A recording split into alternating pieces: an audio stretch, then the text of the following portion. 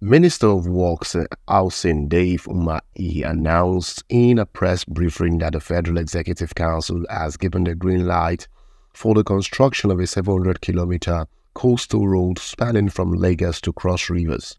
Today, we had the approval of FEC for the construction of 700 kilometer of coastal route running from Lagos through the 9 coastal routes or states up to Cross River, meaning that it goes through Lagos, goes through the Lekki Deep Sea Port, goes through Ogun State, Ondo State, Delta,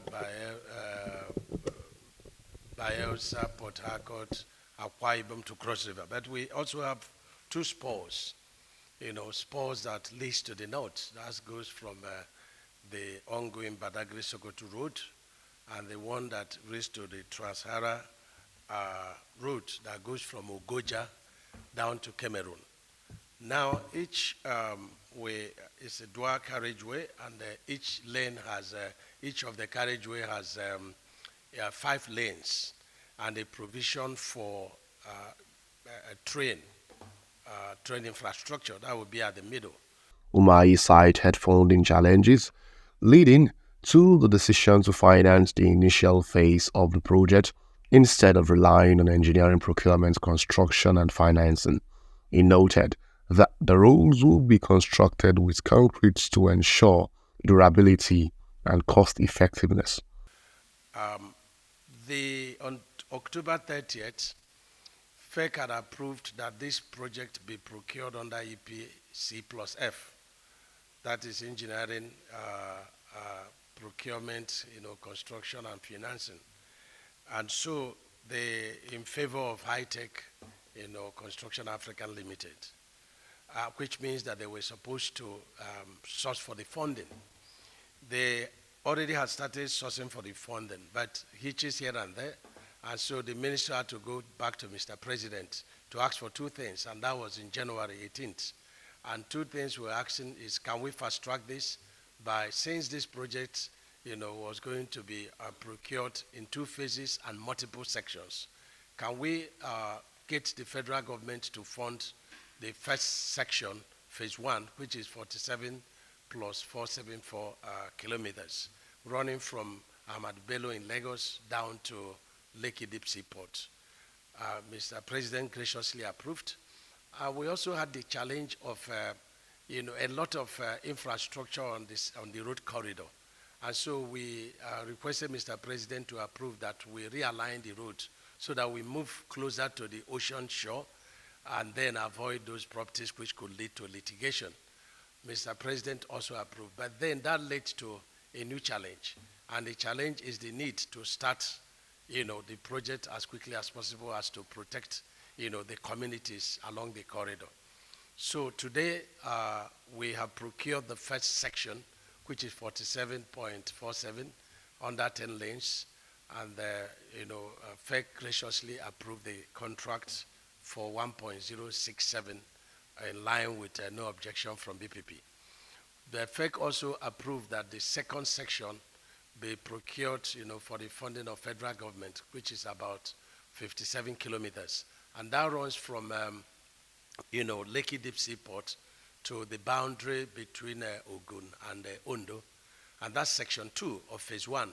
And then the third section is to start from the end of the road, which is Calabar, and so that was about 50 kilometers, and is procured under section 3 of phase 1, and is running from, Calabar and going towards Akwa Ibom, towards Port Harcourt.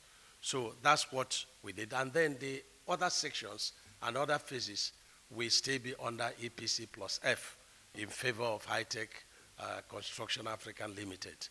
The company is very well known in this kind of infrastructure development. An example is the Eco-Atlantic, ocean surge that would have swallowed the entire, Victoria Island. They've been able to conquer it under the same procurement. But let me also announce that the road is going to be constructed with concrete, and they are master in that, and you can see example of Apapa Oshodi Expressway, which we usually have 7 hours, truck staying there. But today it's 18 of joy. They're also the same company that is constructing the deep sea port under the same concrete road technology. Additionally, Umahi mentioned that road projects previously halted due to financial constraints caused by resource inflation would resume immediately. Beside that, we also have good news about some of the projects that were awarded between 2006 and 2018. And of course, the prices of construction materials. Like in 2006, you should be expecting asphalt to cost about 2,000 per meter squared. And today it's costing between 27 and 30,000 per meter squared. The same thing goes with diesel. The same thing goes with cement. And so some of these projects had stopped. And, one of such that, lifted today, the road that, dualization of Kano Meduguri Road, section 4, Damaturu to Meduguri.